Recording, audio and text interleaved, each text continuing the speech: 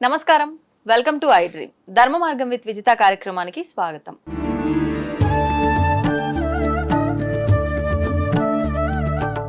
సాధారణంగా మనందరం కూడా మంత్రాల గురించి, జపాల గురించి, ఉపాసనల గురించి మాట్లాడుకోవాల్సి వస్తే మంత్రాల్లో అతి ముఖ్యమైన మంత్రము గాయత్రి మంత్రం అని చెప్పి మాట్లాడుకుంటూ ఉంటాం. కానీ ఈ గాయత్రి మంత్రం ఆడవాళ్ళు చేయడానికి పనికిరాదు అని చెప్పి మామూలుగా అంటే ఉపాసన తీసుకున్న వాళ్ళు కానివ్వండి, లేదంటే బ్రాహ్మణులు కానివ్వండి, వేదాలు చదువుకున్న వాళ్ళు, ఇలాంటి వారు మాత్రమే ఈ గాయత్రి మంత్రం చేయడానికి అర్హులు అని చెప్పి వింటూ ఉంటాం. అసలు ఏంటి వాస్తవము, దీని గురించి ఋషులు ఏం చెప్పారో ఇప్పుడు మాట్లాడి తెలుసుకుందాం. ప్రస్తుతం మనతో పాటు ఉన్నారు సహ్యాద్రి ఆశ్రమ నిర్వాహకురాలు శ్రీమతి సుమంగళి గారు. ఇప్పుడు వారితో మాట్లాడి దీనికి సంబంధించిన విశేషాలన్నీ కూడా కూలంకషంగా తెలుసుకునే ప్రయత్నం చేద్దాం. నమస్కారం అండి. నమస్తే అండి. జై గురుదేవ్. ఎలా ఉన్నారండి? బాగున్నాను. మొదటిసారి మా ఛానల్ కి వచ్చారు, చాలా సంతోషం.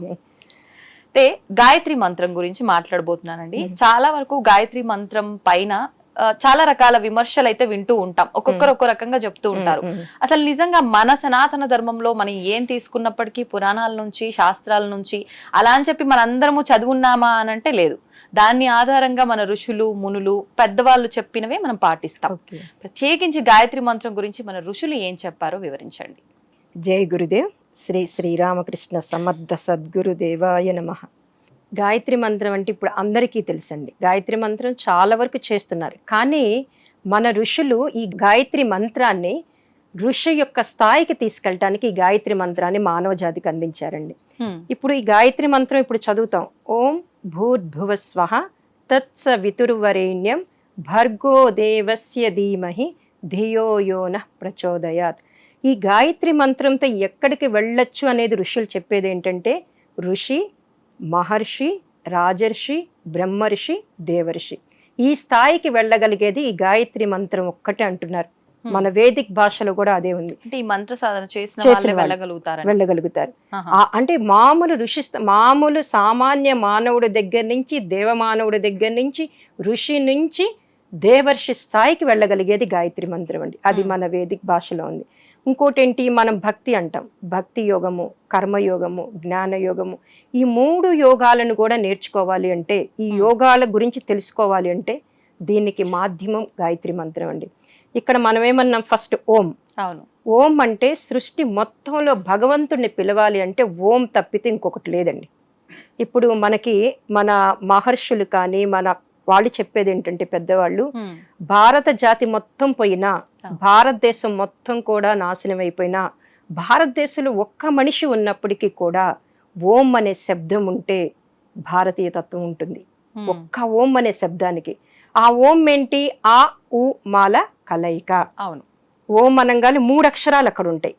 దాన్నే మనం కొంచెం సబ్జెక్ట్ డీప్గా వెళ్తే స్థూల సూక్ష్మ కారణ శరీరాలు అంటే మన భౌతిక శరీరము, ఆలోచనలు ప్లస్ కారణ శరీరం అంటే ఆత్మ శరీరం, ఈ 3టిని తెలిపేది ఓం అనే అక్షరం. దీన్ని ఇప్పుడు అందరూ కూడా మన పండితులు, మన గురువులందరూ కూడా ఒక్కొక్కళ్ళు ఒక్కొక్క ఆర్గనైజేషన్ నుంచి చెప్తూ ఉన్నారు, ఓంని ఇలా ఉచ్చారణ చేయండి. కానీ నా గురుదేవులైనటువంటి శ్రీరామకృష్ణ గురుదేవులు ఒకటే చెప్తారు, హిమాలయాలలో కూడా ఋషులు మనం ఒక తపస్సు చేసుకోవడానికి వెళ్ళినప్పుడు మనకు ఆ మంత్రం సిద్ధించాలి అంటే వాళ్ళు ఇచ్చేది కూడా ఫస్ట్ ఓం అనే మంత్ర దీక్ష. హిమాలయాస్ లో కూడా ఇచ్చే చాలా బుక్స్ లో కూడా నేను చదివాను. గురువు ఉపదేశానికి ముందర ఓం అనే ఇస్తారు. ఓం ఇచ్చిన తర్వాత దానిలో పరిపక్వత మనిషికి వచ్చిన తర్వాత నెక్స్ట్ స్టెప్ కి వెళ్ళగలుగుతారు. అందుకనే ఆవుమాలు అంటే ముందు మన భౌతిక జగత్తు అంటే ప్రతిరోజు జీవించే విధానంలో, తర్వాత మన ఆలోచనలో మార్పు రావాలి. మనం ఏంటి, ఆలోచించేది ఒకటి వస్తుంది, బయటికి చేసేది ఒకటి ఉంటుంది. ఆలోచన జగత్తులో మార్పు రావాలి. కారణ జగత్తుని ఆత్మిక జగత్తు అనొచ్చు, లేదా అసలు ఆలోచన పుట్టడానికి బీజం ఏర్పడేదే కారణ జగత్తు. ఈ 3 స్టేజ్ని మార్చేది ఓంకారం అండి.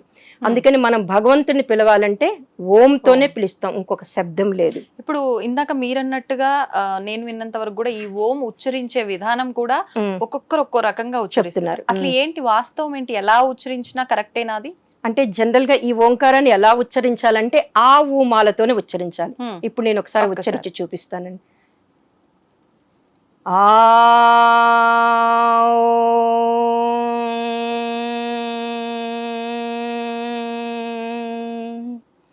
ఆ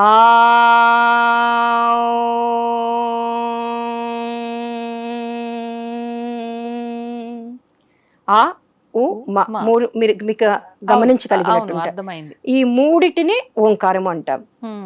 అందుకని మన పతంజలి మహర్షి ఏం చెప్తారంటే తస్య వాచకః ప్రణవః. మనకి పతంజలి యోగ సూత్రాలని ఉంటాయండి, మహేష్ యోగి ఇచ్చారు. దాంట్లో ఏంటంటే తస్య వాచకః ప్రణవః, సృష్టి మొత్తం కూడా ఓంకారం మీద ఆధారపడింది. ఇప్పుడు మనం పూజ చేసేటప్పుడు కూడా ఏమంటాము, ఓం ప్రతి మంత్రానికి ఓం.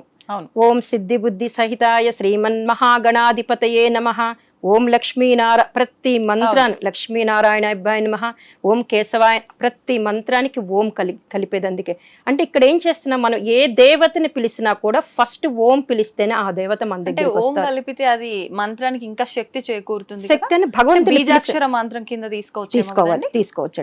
అంటే భగవంతుని పిలవాలంటే ఆ ఓంకే భగవంతుడు స్పందిస్తాడు. ఆ శబ్దానికి ఉన్నటువంటి శక్తి అండి. కానీ ఇప్పుడు ఈ ఓం యాడ్ చేసినప్పుడు లేదంటే అమ్మవారికి సంబంధించి ఓం ఐం క్రీం అని చెప్పి ఇలాంటివన్నీ మనం యాడ్ చేసినప్పుడు అవి బీజాక్షర మంత్రాలు అవుతాయి. కాబట్టి గురువు ఉపదేశం లేదే స్వతహాగా ఎవరికి వాళ్ళు చేయడానికి పనికిరాదు అంటుంటారు కదా, దాని గురించి ఏమంటారు? అంటే బీజాక్షరాలకు కూడా ముందు ఓం పెడతారండి.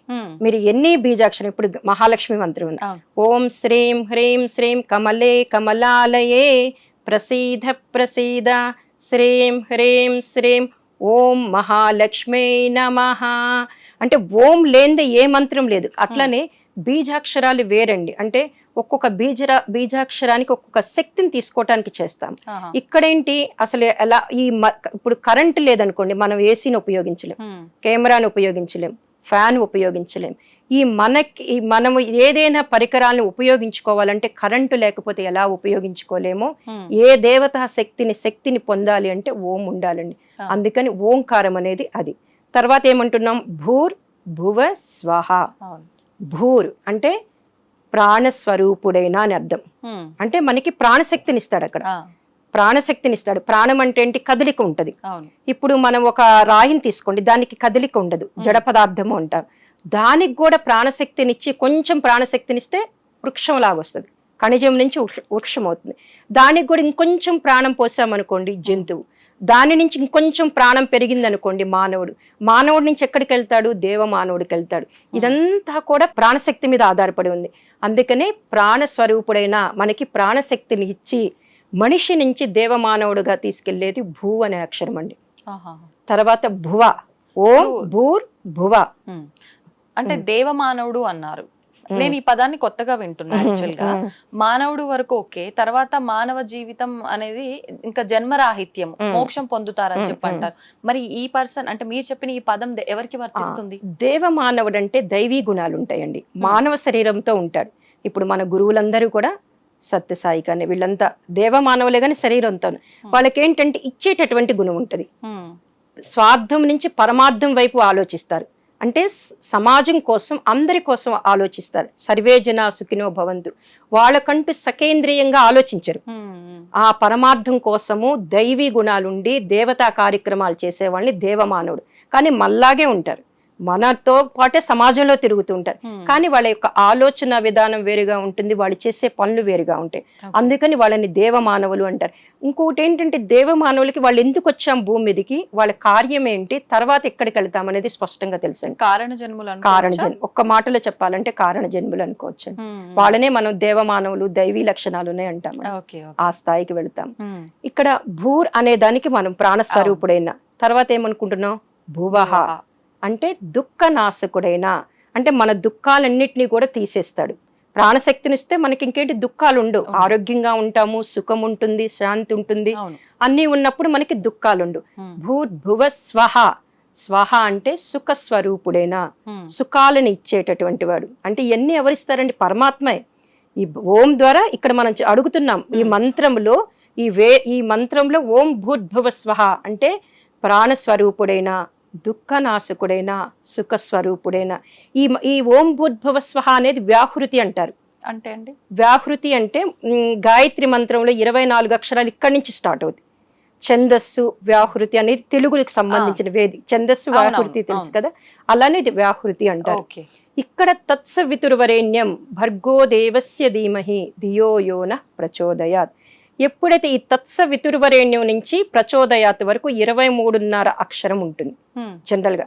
ఇది బాడీలో మన జీన్స్ ఎన్ని ఉంటాయి, 23.5. ఈ రెండు కూడా లింక్ అయి ఉంటాయండి. Hmm. అది చాలా మందికి తెలియదు. సైంటిఫిక్గా కూడా పిల్లలు లేనటువంటి వాళ్ళకి పిల్లలు పుట్టట్లేదు అంటే వాళ్ళని ప్రతిరోజు కూడా ఒక 10 అంటే 1000 సహస్ర గాయత్రి చేయిస్తే Huh. వాళ్ళల్లో ఆ గర్భసంచిలో కానీ వాటిలో ఆ హార్మోన్స్ ఏర్పడి ఆ జీన్స్ కూడా మళ్ళీ అవి యాక్టివేట్ అయ్యి వాళ్ళకి పిల్లలు అంటే జీన్స్ వల్లనే పిల్లలు పుట్టకపోవచ్చు.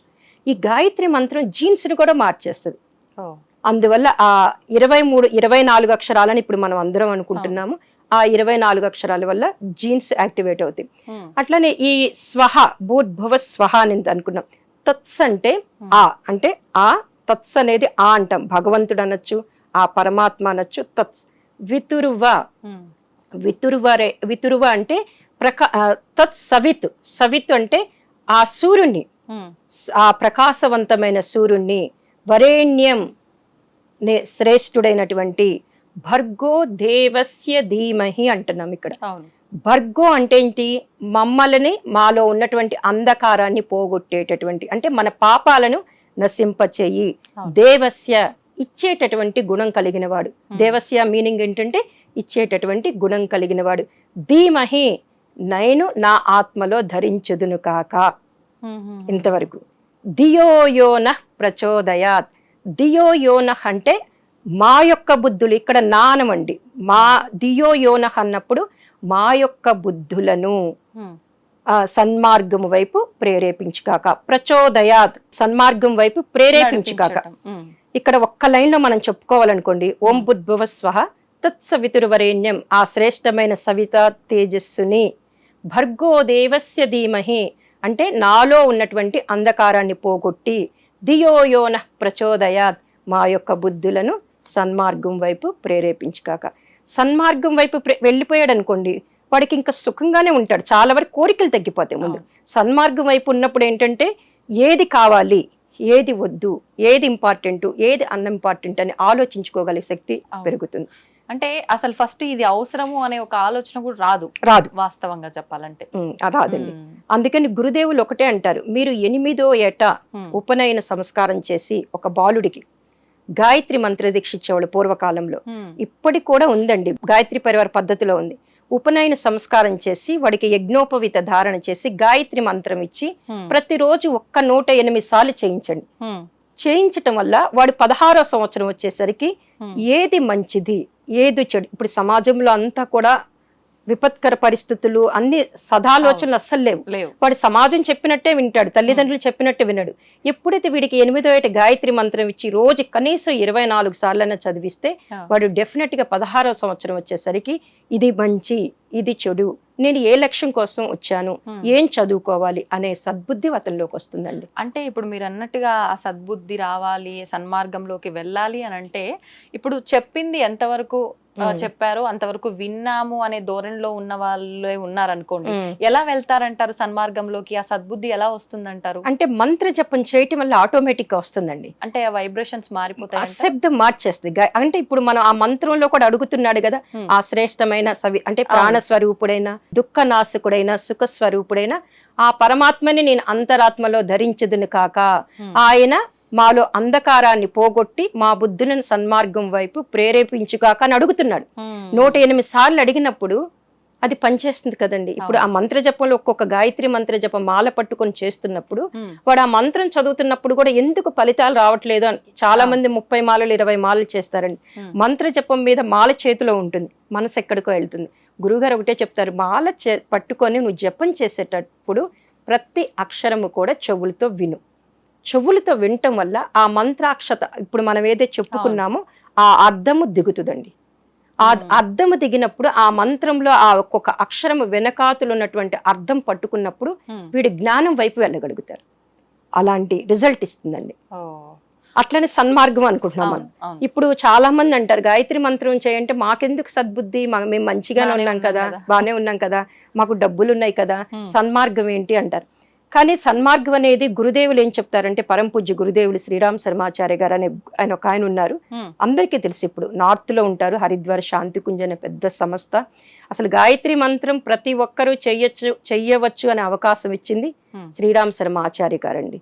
ఏంటంటే వారు అనేది మానవ శరీరం ఉండి శ్వాస పీల్చుకోగలిగితే వాడికి గాయత్రి మంత్ర చేసేటటువంటి అర్హత ఇచ్చేశారు. Yeah. ఎందుకంటే ప్రస్తుత కాలంలో అది అవసరం. ఎందుకు? మనిషికి అన్నీ ఉంటున్నాయి, సద్బుద్ధి సన్మార్గం వైపు వెళ్ళట్ల. సన్మార్గం అంటే గురువు గారు ఇచ్చేది ఏంటంటే, ఇప్పుడు సమాజంలో ఉన్న సన్మార్గం గురించి వాళ్ళు మాట్లాడట్లేదండి. ఇప్పుడు ప్రకృతి అంటే ఇప్పుడు ఏంటి, ఉప్పు ఉప్పుగానే ఉంటది, పంచదార లక్షణాలు అవి ప్రకృతి యొక్క లక్షణాలు. షుగర్ స్వీట్ గానే ఉంటది, అగ్ని అగ్నితత్వం కలిగి ఉంటది, వాయుతత్వం, ఇవన్నీ కూడా వాటి క్వాలిటీస్. అంటే సృష్టి ఆ లక్షణాలని దాని పదార్థానికి ఏ రకంగా ఇచ్చిందో ఆ రకంగా ఏమి మార్పు చెందదు.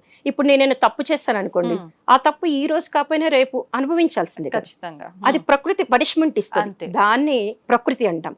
ఆ ప్రకృతిలో ప్రకృతి ఒక విశేషమైన పరిణామ క్రమంలో సంతరిస్తూ ఉంటుంది.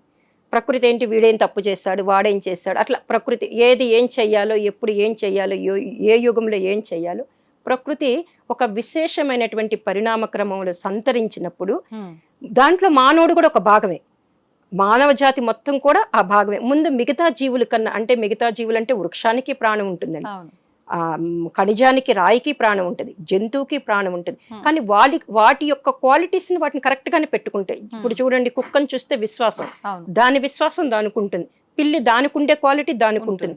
కానీ మనిషి ఏంటంటే కాసేపు మంచిగా ఉంటాడు, కాసేపు ఉండలేడు, చంచల మనస్తత్వం కలిగి ఉంటాడు. అందుకని గురుదేవులు ఏమంటారంటే, ప్రకృతి ఒక విశేషమైన పరిణామ క్రమంలో వెళ్తున్నప్పుడు, సంతరిస్తున్నప్పుడు మనిషి దాంట్లో భాగమైనప్పుడు వాడు ఆ సన్మార్గం వైపు, అంటే నేను ఒక లక్ష్యం కోసం పుడతానండి, మీరు ఒక లక్ష్యం కోసం పుడతారు, ఏది మంచిదో, దేనికోసమైతే నేను భూమి మీదకి వచ్చానో ఆ లక్ష్యం వైపు కరెక్ట్ గా ఉంచుతుంది, అది సన్మార్గం వైపు కరెక్ట్ గా తోసేస్తుంది.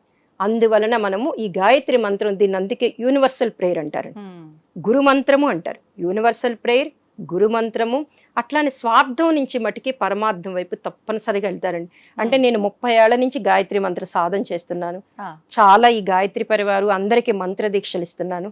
గాయత్రి మంత్ర దీక్ష తీసుకోక ముందు వాళ్ళ జీవిత విధానం ఒక రకంగా ఉంటుందండి. కానీ ఆఫ్టర్ ఆల్ 3 నెలలకి వాళ్ళ జీవిత విధానంలో మార్పు వస్తుంది. అంటే నేను దీక్ష ఇచ్చిన వాళ్ళు చెప్తున్నారు. అంటే ఖచ్చితంగా గురువు ఉపదేశం ఉంటేనే గాయత్రి చేయాలంటారండి? అంటే ఇప్పుడు ప్రస్తుత కాలంలో మేమందరము శ్రీరామ్ శర్మ ఆచార్య గారి 24 టైమ్స్ అనేది ఒక వాయిస్ ఉంటుందండి, అది దాని ద్వారా చేసుకోమంటాం. కానీ మేమందరం రోజు సహస్ర గాయత్రి గురుదేవుల దగ్గర నుంచి 30 సంవత్సరాల నుంచి ఉన్నాం కాబట్టి మాకు దీక్ష ఇచ్చే అర్హత ఇచ్చారు. మేము ఆశ్రమానికి ఎవరొచ్చినా కూడా దీక్షిస్తాం. అంటే వాళ్ళకి కొంత ఇప్పుడున్న వాళ్ళకి చాలా అనుమానాలు ఉంటాయి, మేము దీక్ష లేకుండా ఎలా చేస్తాము అంటారు. మేమంటాము గురువుగారు వాయిస్తో పెట్టుకొని చెయ్యండి అంటాం. ఎక్కడో ఉంటారండి, యుఎస్లో ఉంటారు, సింగపూర్లో ఉంటారు, వాళ్ళకి ఆ వాయిస్ పెట్టుకొని పంపించేస్తారు. దగ్గరలో ఉన్న వాళ్ళు పౌర్ణమికి అమావాస్యకి వచ్చి మంత్ర దీక్ష తీసుకుంటారు. కానీ మంత్ర దీక్ష తీసుకున్నాక వాళ్ళు చెప్పేది ఏంటంటే, మేడం మేము 3 months క్రితం మా జీవితం ఆలోచన విధానం వేరుగా ఉంది, ఒక సమస్య వస్తే దాన్ని పెద్దదిగా చూసేవాళ్ళం. ఇప్పుడు ఇక్కడ దీక్ష తీసుకొని మేము ప్రతిరోజు 10 మాలలు 5 మాలలు చేస్తున్నప్పుడు మా జీవిత విధానం వేరుగా ఉంటుంది. ఏంటంటే మేము అదే కష్టాన్ని ఇప్పుడు పెద్దగా చూడట్లేదు. మంత్ర దీక్ష తీసుకున్న వాళ్ళందరూ వాళ్ళు చేసుకోవటం వల్ల వాళ్ళకి ఆ ఫలితంతో వాళ్ళు చెప్తున్నారు మానసిక స్థితి మారుతుంది అని. Go head. అయితే ఇప్పుడు మీరన్నట్టుగా ఆ మంత్ర దీక్ష తీసుకున్న వాళ్ళలో ఖచ్చితంగా ఒక 3 నెలల్లో మార్పులు చూశారు అని చెప్పి, అంటే సమస్యలు అయితే రాకుండా పోవు, కానీ ఆ సమస్యని సమస్యగా తీసుకోరు అనమాట. మామూలుగా ఇప్పుడు సామాన్యులం ఎలా అయితే ప్రతి దానికి ఎంత రియాక్ట్ అవుతుంటామో అవన్నీ కంట్రోల్ అవుతాయని అర్థం చేసుకోవచ్చు కదండి. మీరు చెప్పిన దాన్ని బట్టి అయితే నాకు అదే అర్థమైంది. నేను యాక్చువల్ గా మీరు చెప్పేటప్పుడు నేను ఒక క్వశ్చన్ అడుగుదాం అనుకున్నా. కాదండి, మనం చేసుకున్న కర్మ ఒకటి ఉంటుంది కదా, మరి ఈ మంత్రం చేయడం వల్ల, జపం చేయడం వల్ల అంత బాగా ఎట్లుంటారు, ఈ కర్మ తప్పిపోతుందా, కర్మను తప్పించుకోలేమంటారు కదా అని క్వశ్చన్ అడగాలనుకున్నా. ఈ లోపు మీరు చెప్పిన దాంట్లో నాకు ఆన్సర్ దొరికింది.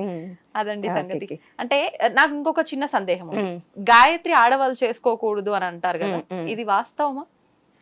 ఒకటి మేడం, ఇక్కడ స్త్రీలు గాయత్రి అంటే ఎవరు మేడం? అమ్మవారు, శక్తి. ఇంకా ఆడవాళ్ళు ఎందుకు చేసుకోకూడదు? మన పురాణాలు తీస్తే సావిత్రి గాయత్రి చేసింది, కుంతీదేవి గాయత్రి చేసింది, అట్లానే కుంతీదేవి కూడా సూర్యోపాసన. గాయత్రి అంటే సూర్యుడే, గాయత్రి అన్నా సూర్యుడన్నా ఓంకారం అన్నా మొత్తం కూడా ఇవన్నీ ఒకటేనండి. చాలా మందికి డీప్ గా వేదంలోకి ఆ సబ్జెక్ట్ లోకి వెళ్ళినప్పుడు సూర్యోపాసనే గాయత్రి సాధన. సూర్యోపాసన అంటారు, సూర్యవంశ రాజులు అంటారు, వాళ్ళు ఏం చేశారండి? గాయత్రే చేశారు. అట్లనే మీరు ఎప్పుడు అంటున్నారు కదా స్త్రీలు చేయకూడదు. పూర్వకాలంలో చాలా అందరూ కష్టపడేవాళ్ళండి. వాళ్ళకి డబ్బు ఉండేది కాదు. ఎందుకంటే కొంతమంది కుటుంబాలకే ఉండేది. ప్రతి ఒక్కళ్ళు కష్టపడి టైం కూడా చాలా ఇదిగా ఉండేది. టైట్ షెడ్యూల్‌గా ఉండేది. ఉమ్మడి కుటుంబంలో ఆడవాళ్ళు ఉంటే ఎంతో మందికి వంట చేయటం అయన్నీ ఉండేది. అందుకని మగవారు పూజ చేసేవాళ్ళు, ఆడవాళ్ళు సహకరించేవాళ్ళు. ఇప్పుడు మన కుటుంబాలు కొన్ని కుటుంబాల్లో సంధ్యావందనం చేసుకుంటుంటే మన నైవేద్యం అయి చేయాలంటే లేడీస్ చేయటం వల్ల ఒక పని తగ్గుతుంది, అయిపోతుంది. అందువలన ఆ కాలంలో పెట్టారు. ఈ కాలంలో ఏంటంటే స్త్రీలు అన్ని రంగాల్లో ఉంటున్నారు కానీ ఒక పైలట్గా ఉంటున్నారు కదండి. మొన్న సింధూరి మన యుద్ధంలో చూస్తే లేడీస్ ఎంతమంది ఇంత అన్ని రంగాలలో ఉన్నప్పుడు గాయత్రి మంత్రం ఎందుకు చేయకూడదండి?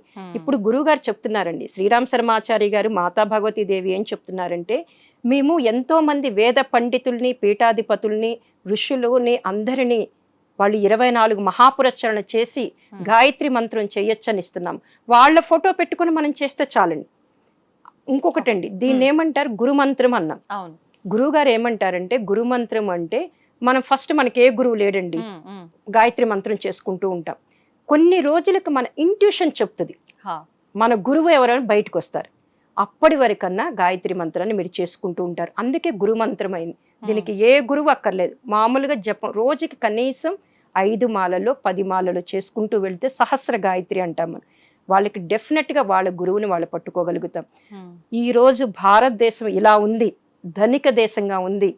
చుట్టూరు అన్ని కంట్రీస్, ప్రపంచ దేశాలు మొత్తం కూడా భారతదేశం వైపు చూస్తున్నాయండి. దానికి కారణము దాని వెనకాతలు ఉన్నటువంటి గాయత్రి మంత్ర సాధన అండి. ఇది చాలా మంది పండితులకు తెలుసు. ఇప్పటికి ఇంకా గాయత్రి మంత్రం ఉండబట్టే మనం ఈ మాట, కరోనా దెబ్బకి మనం ఇంకా ఉన్నాము అంటే గాయత్రి మంత్ర సాధన వల్లేనండి. ఇప్పుడు గాయత్రి మంత్ర సాధనే కాదు, గాయత్రి యజ్ఞాలు కూడా చేస్తారని విన్నాను. మీరు కూడా అందులో భాగంగానే ప్రతినిత్యం కూడా యజ్ఞాలు చేస్తున్నారు అంటే ఒక్కొక్క రోజు ఒక్కొక్క ప్రాంతంలో అని చెప్పి. ఏంటి ఈ యజ్ఞం చేయడం వల్ల ఎటువంటి ఫలితం ఉంటుందంటారు? ఓకే అండి, ఈ సంవత్సరము నేను జనరల్ గా ఆశ్రమం నుంచి బయటికి రాను. ఎక్కువగా ఆశ్రమంలోనే కార్యక్రమాలు ఉంటాయి నాకు. ఈ సంవత్సరము మన ఏదైతే ఈ రోజు ప్రతి మనిషి గాయత్రి మంత్ర జపం చేసే అవకాశం ఇచ్చినటువంటి పరంపూజ్య గురుదేవులు అంటే హరిద్వార్ శాంతి కుంజులో గాయత్రి తీర్థ అనే ఒక సంస్థ ఉందండి. అక్కడ నుంచి అందరికీ మొత్తం కూడా గాయత్రి మంత్ర దీక్ష కానీ సాధనలు కానీ చేస్తూ ఉన్నాం. ఇప్పుడు ఏంటంటే ఆ శాంతి కుంజులో అఖండ దీపం 1926లో దీపం వెలిగించారు. రేపు 26కి 100 సంవత్సరాలైంది. అలాగే శ్రీరామ్ శర్మ ఆచార్య గారు అని చెప్తున్నాను కదండి, వారికి 8వ ఏట గాయత్రి మంత్ర దీక్ష తీసుకొని 15వ ఏట వరకు ప్రతి నిత్యం 5 మాలలు చేస్తూ ఉన్నారు. ఆ 15వ ఏట ఆయనకి వాళ్ళ దాదా గురుదేవులు కనిపించి ఆయనకి జ్ఞానం కలిగిన రోజు అది. అదొక పాయింట్. ఇంకోటి ఏంటంటే మాతా భగవతీ దేవి అంటే చాలా మందికి తెలియదు, ఆమె శక్తి స్వరూపుని. మా మాస్టర్ గారు చెప్తుంటారు, ఈ రోజు ఆడవాళ్ళు అన్ని రంగాలలో ముందుకు వెళుతున్నారు అంటే ప్రపంచం మీద ఉన్న ఆడవాళ్ళందరూ కూడా మాతాజీ యొక్క శక్తి, ఆమెను దుర్గామాత అంటాము, ఆమె ద్వారా వెళ్తున్నారు. కాబట్టి మాతాజీని గుర్తు చేసుకుంటూ 100 సంవత్సరాలు శత జయంతి వేడుకలు జరుగుతున్నాయండి. దీని సందర్భంగా మాకు హరిద్వార్ నుంచి ఒక ఇన్ఫర్మేషన్ మెసేజ్ ఇచ్చారు. ఏంటి, వాళ్ళు హరిద్వార్ నుంచి శాంతికుంజ్ హరిద్వార్ నుంచి వచ్చి ప్రతి డిస్టిక్ లో 108 కుండీల యజ్ఞం చేస్తున్నారు. నేను ఒక సంకల్పం చేశానండి, ఇంటింటా గాయత్రి యజ్ఞం అంటే ప్రతి ఇంట్లో కూడా ఈ గాయత్రి యజ్ఞం చేసి వారికి గురుస్థానం ఏర్పాటు చేసి నేను దేవస్థాపన చేసి వస్తాను. ఆ ఇంట్లో యజ్ఞం చేసినప్పుడు ఒక 20 మందిని పిలుస్తారు. వాళ్ళందరికీ కూడా మంత్రదీక్ష చేసి మంత్రదీక్ష ఇస్తాను. మంత్రదీక్ష ఇచ్చి ఈ యజ్ఞంలో వాళ్ళని కూడా పాల్గొనేటట్టు చేసి ఆహుతులు వేసి మనము గురుస్థానం పెడతాం. ఎందుకంటే ఈ సంవత్సరం అంటే ఈ సంవత్సరం మంచితో పాటు చెడు కూడా ఎక్కువ ఉంది మేడం. మనం చూస్తే ఫిబ్రవరి నుంచి చూస్తే భూకంపాలు 2-3 భూకంపాలు వచ్చినాయి. యుద్ధం, అనుకోనటువంటి యుద్ధం. కానీ దాంట్లో నుంచి మనము ఒక 3వ ప్రపంచ యుద్ధం అనుకుంటారో ఏమనుకుంటాం, తేలిగ్గా బయటపడ్డాము. అలాగే ఇప్పుడు బయటికి వెళ్ళిన వ్యక్తి మళ్ళీ క్షేమంగా వస్తాడా తెలియదు, ఫ్లైట్ ఎక్కిన వాడు వస్తాడా తెలియదు, ట్రైన్లో వెళ్ళిన వాడు ఏ సర్క్యూట్ వల్ల ఏం జరుగుతుందో తెలియదు. అట్లనే బైక్ మీద వెళ్ళిన వాడు కూడా యాక్సిడెంట్స్ వల్ల ఏదో రూపంలో వెళ్ళిపోతున్నారు. అందుకని మేమేం చేసామంటే ఇప్పుడు ఉన్న పరిస్థితుల్లో ఈ సంవత్సరము మంచితో పాటు చెడు కూడా ఎక్కువ ఉంది కాబట్టి హరిద్వార్ యొక్క మెసేజ్ మీద ఇంటింటా గాయత్రి యజ్ఞం చేస్తున్నాము. ఇప్పుడు ఈ హైదరాబాద్లో కూడా ఇంచుమించు హైదరాబాద్లో 15 యజ్ఞాలు చేశానండి. అట్లానే బెంగళూరు అంటే తెలంగాణ, ఆంధ్ర అనుకున్నాను, కానీ కర్ణాటక, తమిళనాడులో కూడా ఉన్నాయండి. అక్కడ కూడా వెళ్ళి అంటే ఇట్లా లింక్ అయిన వాళ్ళు ఉంటారు కదండి, వాళ్ళకి మంత్రదీక్ష ఇస్తాను, యజ్ఞం చేస్తాను. యజ్ఞం ఏం చేస్తుందంటే అక్కడ మేమేం చేస్తామంటే యజ్ఞం చేసేటప్పుడు 33 రకాల వనమూలికల హవన ద్రవ్యం ఉంటుందండి. ఆహా. అది హిమాలయాస్ నుంచి వస్తుంది. ఆ వనమూలికలన్నిటిని ఆరబెట్టేసి ఎండబెట్టి పౌడర్ చేసి పంపిస్తారు, హరిద్వార్ నుంచి వస్తుంది. మ్మ్. దాన్ని ఎప్పుడైతే మనం గాయత్రి మంత్రోచ్చారణతో హవనం అగ్నిలో వేస్తామో అది 1000 రెట్లు ఫలితం ఇస్తుందండి వనమూలికలు. ఎప్పుడైతే వీళ్ళు ఏ మంత్రాన్ని చదువుతూ ఏ దేవతకి, అంటే అసలు యజ్ఞము అంటే ఒక సమగ్ర శాస్త్రంగా తీసుకోవాలంటే దేవతలకి ఆహారం పెట్టడమే యజ్ఞం అండి. మనకి భగవద్గీతలో 3వ అధ్యాయంలో కూడా చెప్తారు మ్మ్. శ్లోకంలో, సహయజ్ఞ ప్రజా సృష్ట అని. అంటే యజ్ఞంతో పాటే మనం ప్రతి మనిషి యజ్ఞంతో పాటు పుట్టాడు. ఆ. కోరికలు తీర్చుకోవడానికి మనం యజ్ఞం చేస్తాం. మ్మ్. ఇప్పుడు ప్రతి ఒక్కరికి ఒక్కొక్క సమస్య ఉంటుంది కదండి, ఏదో ఒక సమస్య, అనారోగ్యం. అందువల్ల వాళ్ళింట్లో యజ్ఞం చేశాననుకోండి, వాళ్ళు సుఖంగా ఉంటారు కదా.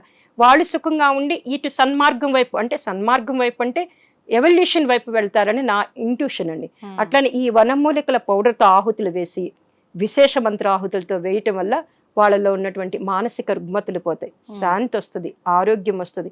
ఇప్పుడు నేను వరకు చేసిన 30 యజ్ఞాలు చేశామండి. ఓ. అటు వైజాగ్, బొబ్బిలి, తణుకు అన్ని చోట్ల మ్మ్. చేస్తే అన్ని చోట్ల వాళ్ళు నాకు వెంటనే ఫోన్ చేసి చెప్పారండి, చాలా రిజల్ట్ వచ్చింది.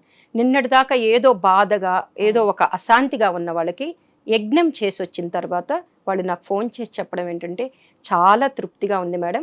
అట్లనే గురుస్థానం అని పెట్టాం మేము. ఆ గురుస్థానం పెట్టాక వాళ్ళకి వెంటనే ఆ గురుస్థానం పెట్టడం వల్ల ఆ గురువు అనుగ్రహం వెంటనే కలిగినట్టుంది. ఓ. చాలా రిజల్ట్ రావటం వచ్చింది. జరిగింది మేడం. ఆహా. అందుకని ఈ సంవత్సరం మొత్తం ఆ. ఇలా యజ్ఞాలు ఫిబ్రవరి వసంత పంచమి వరకు చేస్తాం మేడం. ఎవరు పిలిచినా వచ్చి కూడా ఈ యజ్ఞం చేస్తాం. మ్మ్. వాళ్ళు సుఖంగా ఉండాలని. ఇంట్లో యజ్ఞం అంటే చాలా ప్రాసెస్ ఉంటుందని భయపడుతున్నారు. అవును. అంత ప్రాసెస్ కాదు. ఇది 1.5 గంటల సమయాన్ని వాళ్ళు మాకు కేటాయిస్తే మ్మ్. రెగ్యులర్గా ఉండే పూజా సామాగ్రితో, సమిదలు, హోమకుండితో, ఈ హవన ద్రవ్యంతో, ఆవు నెయ్యితో యజ్ఞం చేస్తాం మేడం. అంటే అవన్నీ మీరే అంటే provide చేస్తారా? అంటే వాళ్ళు అంటే హవన ద్రవ్యము, హోమకుండి, అంటే వేదికి సంబంధించిన కాష్టపాత్ర అవన్నీ మేము తీసుకెళ్తాం మేడం. మ్మ్. మిగతా ఎండు కొబ్బరి, ఆవు నెయ్యి, పూలు, అక్షంతలు అవన్నీ ఇంట్లోనే ఉంటాయి కదా, ఆ. అది వాళ్ళు ప్రొవైడ్ చేస్తారండి. ఓ. అంటే మొత్తానికి మీరు వసంత పంచమి వరకు వరకు ఈ ఉందండి. కార్యక్రమాలు 108 యజ్ఞాలు చేయాలని, 108 గృహాల్లో చేయాలని సంకల్పం అండి. ఆల్రెడీ 30 అయినాయి. 30 తొందరలోనే అయిపోతాయి. ఆ. ఎట్లాగో ఇప్పుడు మనకి ఈ శ్రావణ మాసము, ఈ మాసాలన్నీ కూడా దైవికమైన మాసాలు కాబట్టి అవుతాయండి. ఆ. సంతోషం అండి. చాలా అంటే సందేహాలు ఉన్నాయి గాయత్రి మంత్రం గురించి. నిజంగా మంచి వివరణ ఇచ్చారు. ధన్యవాదాలండి. తవ్వండి, తవ్వుతూనే శివలింగం. పరమాత్మకు జీవా సరే, దాన్ని అట్లా కప్పేసేయండి, చూపించదండి. Krishna is there. మూర్తి పూజ కాదు, సాక్షాత్ బ్రజేంద్ర నందన భగవాన్ ఉన్నారు మూర్తిలో. ఏమీ ఆశించకుండా ఆరాధించే వాళ్ళు కూడా ఉన్నారా ప్రభుజీ? నిజమైన భక్తి అంటే మనకు తెలియదు కాబట్టి